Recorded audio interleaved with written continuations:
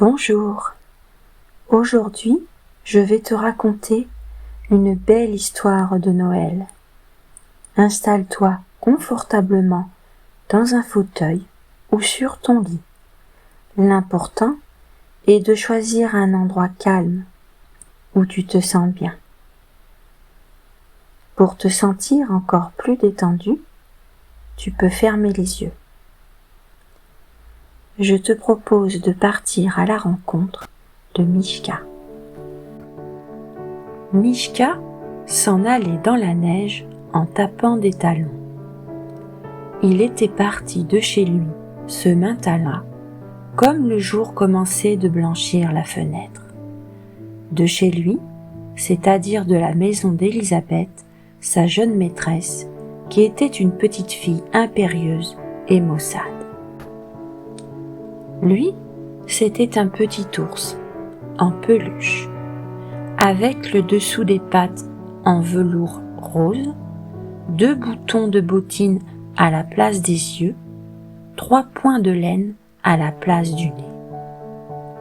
En se réveillant, il s'était senti tout triste et dégoûté. Élisabeth n'était pas gentille. Il lui fallait 25 joujoux à la fois pour l'amuser, et quand on avait cessé de lui plaire, il n'était pas rare qu'elle vous secouât et vous jetât d'un bout à l'autre de la pièce. Tant pis s'il lui restait une de vos pattes dans la main. « J'en ai assez d'être un jouet ici, » grognait Mishka en se frottant les yeux de ses poings. « Je suis un ours, après tout. Je veux aller me promener tout seul et faire un peu ce qui me plaît, sans obéir aux caprices d'une méchante petite fille. » Et bien que la chambre fût tiède, Mishka s'était sauvé en passant par la chatière. Maintenant, il s'en allait dans la neige. Il levait haut les pattes, l'une après l'autre, et chaque fois qu'il en posait une, cela faisait dans la neige un petit trou rond. Or, depuis bien 5 minutes, un roitelet le suivait.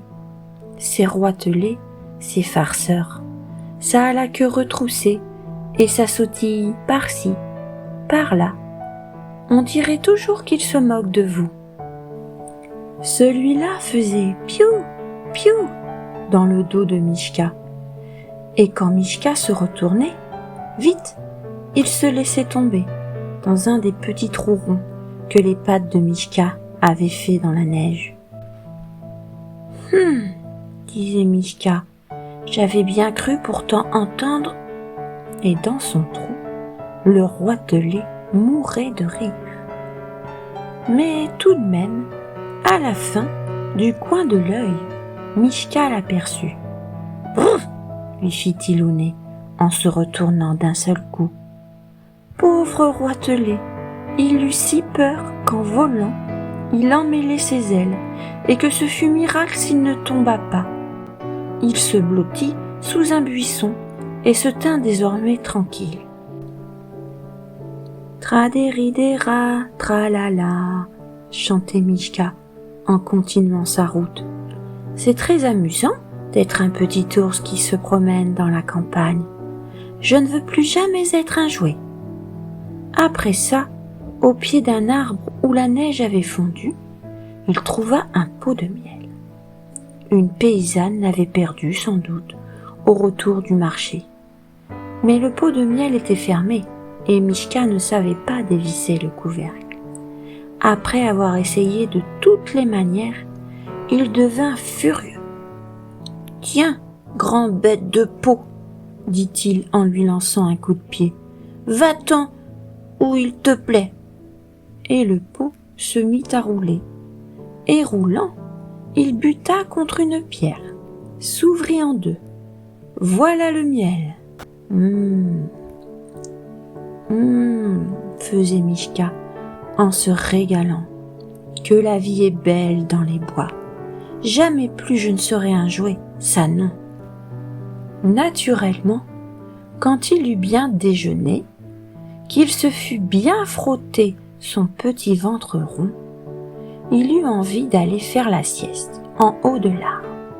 Il grimpa donc et s'installa dans les branches et dormit un bon coup. Quand il se réveilla, c'était presque le soir. 2 oies sauvages s'étaient posées à la cime de l'arbre pour se dégourdir les pattes, et on les entendait causer. « Quand, c'est le soir de Noël, » disait l'une. « Quand, disait l'autre. C'est ce soir que chacun doit faire une bonne action. C'est ce soir que chacun doit aider son semblable, secourir les malheureux, réparer les injustices. » Tiens, se disait Mishka, je ne savais pas ça. Et puis elles s'envolèrent au fond du grand ciel gris, et Mishka descendit de son arbre et repartit dans la neige, cherchant une bonne action à faire. Mais on eût dit que la terre où il était arrivé maintenant était toute déserte, pas une maison, pas un animal, rien que la neige et les grands bois. Soudain, voici qu'il entendit des grelots.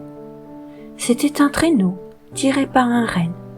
Le renne était blanc, son harnais était rouge et parsemé de clochettes. Et tout ça était très joli. Et aussi, dans ses beaux yeux longs, le renne avait une lumière comme on n'en voit pas sur cette terre, assurément. Sur le traîneau, il y avait un grand sac, tout gonflé, tout bossu.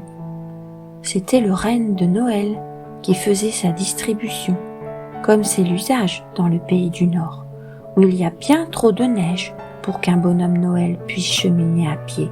« Grimpe vite !» dit le renne à Mishka. « Tu m'aideras !» Oh, ça c'était amusant. Le traîneau volait sur la neige. La nuit était venue, mais il y avait tant d'étoiles au ciel qu'on y voyait comme en plein jour. À chaque village, à chaque maison, le renne s'arrêtait, et Mishka, entrant à pas de loup, mettait dans la cheminée un chemin de fer, un pantin, une trompette, tout ce qui lui tombait sous la main en fouillant dans le grand sac. Mishka s'amusait comme un fou. S'il était resté, sage petit joujou, dans la maison d'Élisabeth, aurait-il jamais connu une nuit pareille? De temps en temps, cependant, il pensait « Et ma bonne action dans tout ça ?» Alors, on arriva à la dernière maison. C'était une cabane misérable, à la lisière d'un bois. Mishka fourra la main dans le grand sac, tourna, fouilla, il n'y avait plus rien.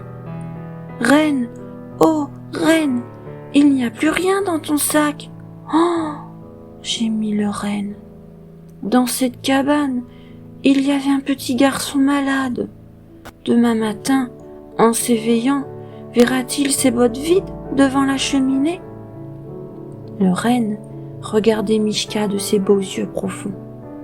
Alors Mishka fit un soupir, embrassa d'un coup d'œil la campagne où il faisait si bon se promener tout seul, et, haussant les épaules, levant bien haut ses pattes, une, deux, pour faire sa bonne action de Noël, entra dans la cabane, s'assit dans une des bottes et attendit le matin.